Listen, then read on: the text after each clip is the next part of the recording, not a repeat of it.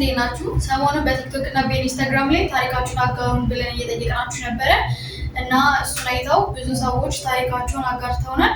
ዛሬ የአንዷን ፎሎወራችንን ታሪክ እናነባለን፣ አብረን እንሰማለን እና እናንተም የራሳችሁን ታሪክ ሰው ይማርበታል ብላችሁ የምታስቡትን በቲክቶክ ካቼ እንደማሚ፣ ኢንስታግራም ላይ ካቼ እንደማሚ ብላችሁ ልታገኙ ትችላላችሁ። በዛ ታሪካችሁን አጋሩን እና የልጅቷን ታሪክ ከሰማን በኋላ ሁላችንም ኮሜንት ላይ ለእሷ አስተያየትና ምክር እንድትሰጣት ትፈልጋለች እና ወደ ቪዲዮ እንግባ። እናንተም እስከዛ ድረስ ሰብስክራይብ፣ ላይክ ያደረጋችሁ አበረታቱ እና ወደ ልጇ ታሪክ እንግባ። ሰላም ካቼ እንደማሚ፣ በጣም ነው የምወዳችሁ። እናመሰግናለን። አሁን የምነግራችሁ ታሪክ እስከዛሬ ለማንም ያልነገርኩት ነው እና ምክር ስለሚያስፈልገኝ ነው። ቤተሰቦቼ ክፍለ ሀገር ናቸው። እኔም እስከ 19 ዓመቴ እዛው ገጠር ነበር የምኖረው እና ቤተሰቦቼም የባዕድ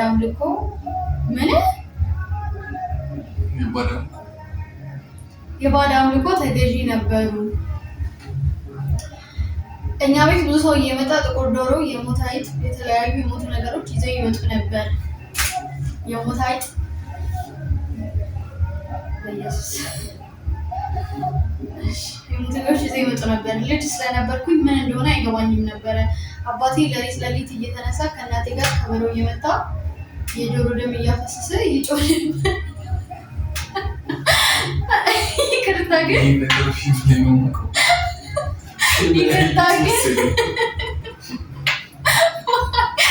ከበሮ የመታ ቢጮህ እሺ ይቅርታ ሴቱ ጋር ነኝ። እሺ ይመጣና የዶሮ ደም እያፈሰሰ ይጮህ ነበር። ድምፁ ቢያስፈራራኝም ምን ማድረግም አልችልም ነበር። በዛ ሁኔታ ብዙ ጊዜ የቆየው። አባቴ ግን የእሱን ቦታ እንድተካ ይፈልግ ነበር። ቤት ማንም ሳይኖር መንፈስ የተሞላ ነው የሚመስለው። ቤት ውስጥ አጥንት፣ ጥርስ፣ ቄጤማ፣ እጣን፣ የሞተ እንስሳ አይጠፋም። ጥርስ ምን የሰው ነው? ጥርስ፣ ከዛ ደግሞ አጥንት። የምን አጥንት? ዶሮ አጥንት ሆኖ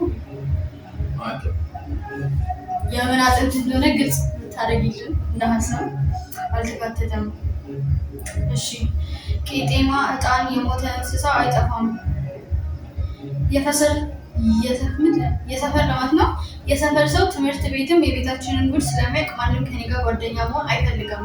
ማንም አያቀርበኝም ነበር። እሱ ደግሞ ተጽዕኖ ፈጥሮብኝ ነበረ።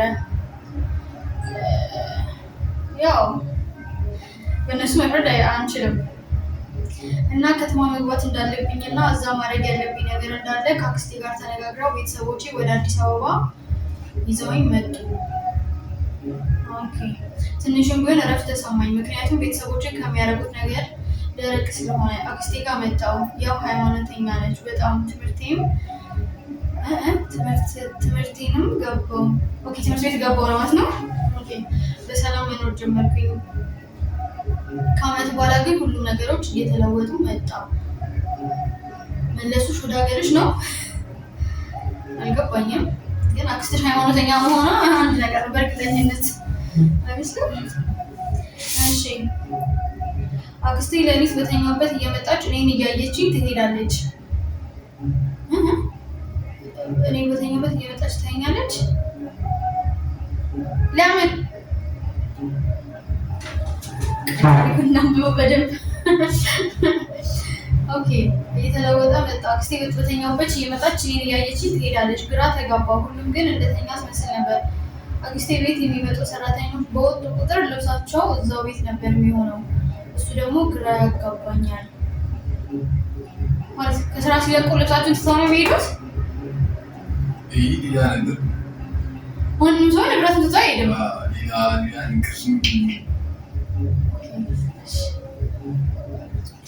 መጀመሪያ ላይ ሳቢያ መስለኝ ነበር ታሪኮች።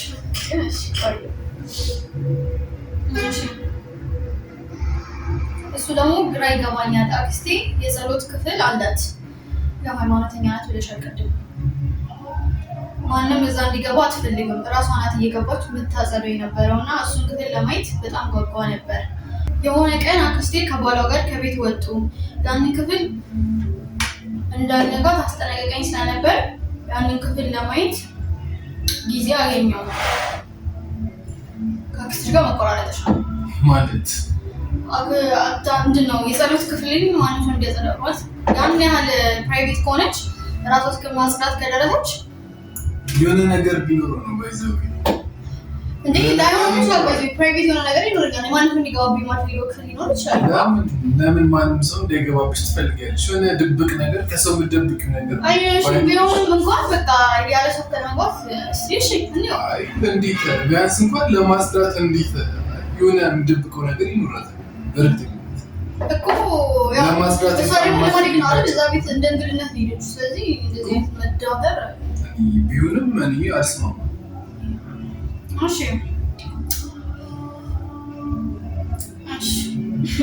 እንቀጥል። እሺ ጋይስ ታስጠነቅቀኝ ሳይሆን እሺ ቆይ ቁልፍ ነበር ቤት ውስጥ ተቀያያሪ ቁልፍ ስለነበር እሱን ፈልጌ ገባሁ፣ ግን ምንም የተለየ ነገር አላገኘሁም። የጸሎት ክፍል ነበር። በመሀል ምንጣፍ ስር ግን የሆነ ያበጠ ነገር አየሁ።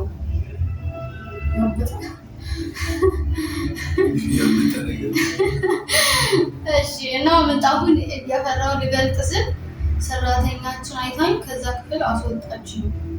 አክስቴ ብትይኝ ልትገለኝ እንደምችል ስትነግረኝ በጣም ደነገጥኩኝ። እስከ መግደል መድረስ ነገር አለው ነው ኪማ የሆነ ነገር ይኖራል። እሺ ኦኬ። ሰራተኛው እንዴት አወቀች? ያው ትከታተላት ይሆናል ወይ ነግራት ይሆናል። እሺ ባይዘው ማለት ነው። በመጀመሪያው እንትን እንደዚህ አይነት ታሪክ አልጠበቅኩኝም ነበረ፣ ግን እሺ። እና እዛ ክፍል ምን እንዳለ ደግሜ ብጠይቃትም እሷ ግን ልትነግረኝ ፈቃደኛ አልነበረችም። በጣም ተጨቀጨቃት፣ ግን እውነቱን እንደምትነግረኝና ለሊት አክስቴ አይታኝ ስትሄድ ሰራተኛዋ መጣ ሁሉንም በይኔ እንደምታሳየኝ ነገረችኝ። ለሊት ሲጀመር አገተሽ ቀን በቀን እየመጣች ለሊት ለምን የምታይሽ ወይዘው ለምን የምታይሽ? ከዛ ደግሞ እሷ ከሄደች በኋላ ደግሞ ሰራተኛዋ መጣ አንቺ ጋር ምንድነው የምታሳይሽ በዛ ለሊት? የሆነ ነገርማ አለ እንደነገር አይ ግልጽ ነው። እሺ ብዬ እስኪመሽ መጠበቅ ጀመርኩኝ። አንድም እንቅልፍ ሳይወስደኝ አክስቴ መታ አይታኝ ከሄደች በኋላ በ30 ደቂቃ ሰራተኛችን መጣች። ሌሊት ነው። ኦኬ አክስትሽ መጣ አየቻት። ከዛ በኋላ ላይ ሰራተኛዋ መጣች ከ30 ደቂቃ በኋላ ማለት ነው። እሺ ከዛም ድምፅ እንዳላሰማ አስጠንቅቃኝ ወደ አክስቴ ጸሎት ክፍል ወሰደችኝ። ከምንጣፍ ውስጥ የነበረው ለካ ወደ ምድር የሚወስድ በር ነበር። ወደ ምድር ምን ሴትዮዋ ትንሽ የራስ ካምፕ አላት ነው የምትደበቅበት። ይሄ ነገር ፊልም ይመስለኝ ነው። እግዚአብሔርን ይሄ ነገር ፊልም ነው ሲጀመር የሆነ ፊልም ወደ ምድር እሺ ምድር ውስጥ ምንድን ነው ያለው? ብቻ ወታደር ነው እንዳትሆን የሆነ ምሽግ ምናምን ኖራት እንዳይሆን። እሺ በደረጃው ቀስ ብለን ወረድን፣ ግን ያየሁት ነገር ማመን አልቻልኩም ነበር። አክስቴና ባሏ ጨለማ ክፍል ተንበርክከው ጠፋች የተባለችው ሰራተኛችን ራቁቷን ዘንዶ ነው አለ ዘንዶ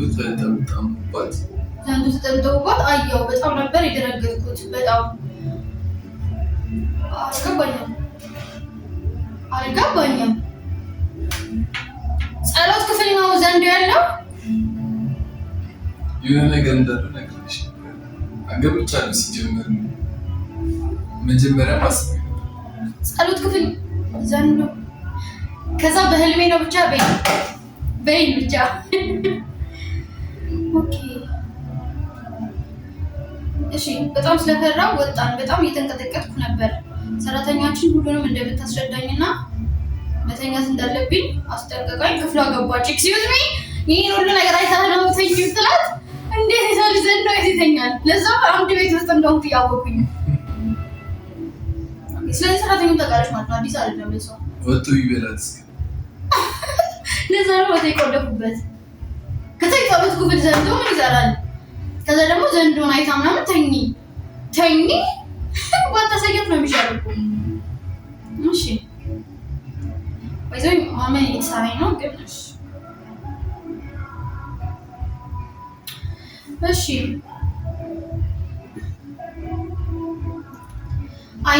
እንዲሁ በአይኔ እንቅልፍ ሳይዞር ነጋ። ቢዞር ነበር የሚገርመኝ። አክስቴም ከቤት ወጣች። እኔም ሰራተኛችን ክፍል ሄድኩኝ። ነገረችኝ። አክስቴ የባዕድ አምልኮ እንደምታመልክ ሰራተኞቹንም እንደምትገብር ነገረችኝ።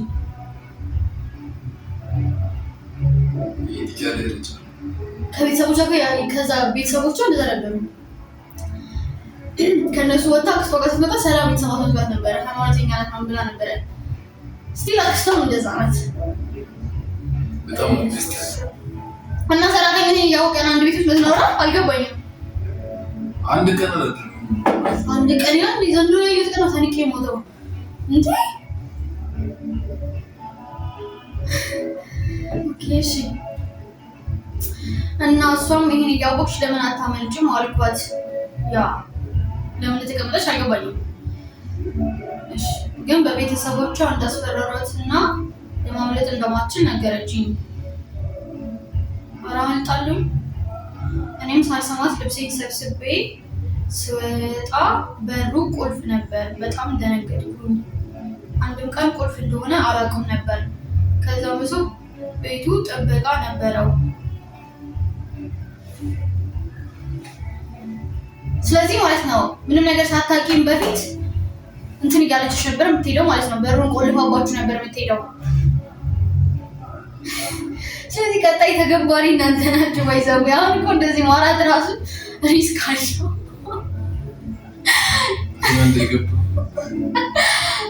ኧረ ቀልድ። እሺ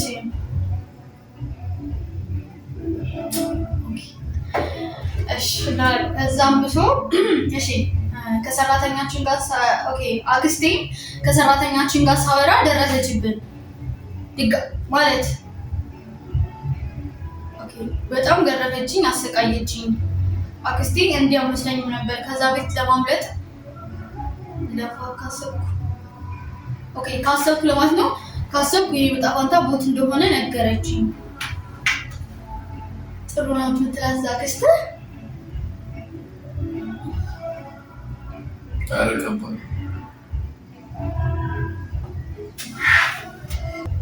ስልኬንም ተቀማው። ሰራተኛችን ጠፋች።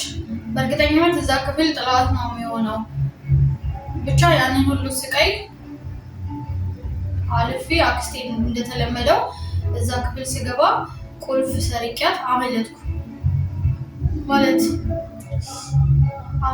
ፖሊስ ጋር ሄጄ አክስቴ ታስራ ነበር። ብቻ ይሄ ነገር ተጽዕኖ ፈጥሮብኝ ከማንም ጋር ግንኙነት አልነበረኝም። ግን ፍቅረኛ ያዝኩኝ። በጣም አፈቅረዋለሁ። ላጣው አልፈልግም። በጣም ሃይማኖተኛ ነው። ለቤተሰቤ ያሳለፍኩትን አያውቅም። ምንም ነገር አልነገርኩትም። ቢያውቅ አብሮኝ አይሆንም። ቤተሰቦቹም አይቀበሉኝም። እንዴት ይቀበላል? እሷኑ ጋር ያደረገች ነገር የለም። እንግዲህ የተረዳሁት ከሆነ በተክሊል ነው ማግባት የሚፈልገው።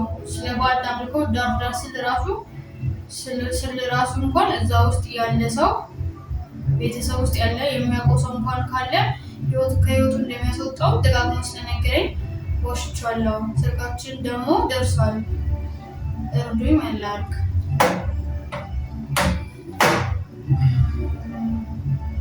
ምን ታደርጊያለሽ? እኔ የምመክርሽ ነገር ቢኖር ያው ነገር አንደኛችሁን ተከታተላችሁም ቤተሰቦችሽ ናቸው እና ይሄ ታሪክ እውነተኛ ከሆነ እውነቱን ነገር ነው። የወድሽ ከሆነ ይረዳሻል። ትዳር ከመሰረታችሁም በኋላ እውነቱን ካወቀ ሌላ እንትን ውስጥ ነው የምትገቡት። ውሸትም አለ። ከዛ እሱ የሚያውቀው ሲያውቅ ያው ቤተሰብ የሚባል ነገር አለ። ስለዚህ እውነቱን በቃ እንትን በይው ንገሪው። ከወደደሽ አብሮሽ ይሆናል፣ ይረዳሻል። ካልሆነ ግን ላንቺ አላልነው ነበር መጀመሪያው ማለት ነው። እና የኛ ሀሳብ እንደዚህ ነው። እና ቤተሰቦች ደግሞ እስቲ ኮሜንት ላይ እስቲ ማድረግ እንዳለባት አስረዷት። እና የመጀመሪያው ታሪካችን እንደዚህ አስደንጋጭ ማለት ጥሩ ነበረ። የመረጥኩት ቪዲዮ ግን አስደንጋጭ ነው። አስተያየት ይሰጡታል ኮሜንት ላይ። የዛሬው ቪዲዮአችን ይሄን ይመስል ነበረ ጋይስ። ከወደዳችሁት ላይክ እያደረጋችሁ ሰብስክራይብ፣ ሼር፣ ኮሜንት ላይ ደግሞ እናንተንም ሀሳብ አስተያየት አስቀምጡ። ያው የእናንተንም ታሪክ እንዳላችሁ በቲክቶክ እና በኢንስታግራም ካሸንደማሚ ብላችሁ መላክ ትችላላችሁ። ያው ግን ካላነበብነው ዲሊት እያደረጋችሁ ሲመጣ ከላይ ነው የሚሆነው፣ ወደታች ነው የሚመለሰው። ስለዚህ ያው ብንቆይባችሁም የእናንተ መድረሱ ስለማይቀር የእናንተንም ሀሳብ ላኩልን።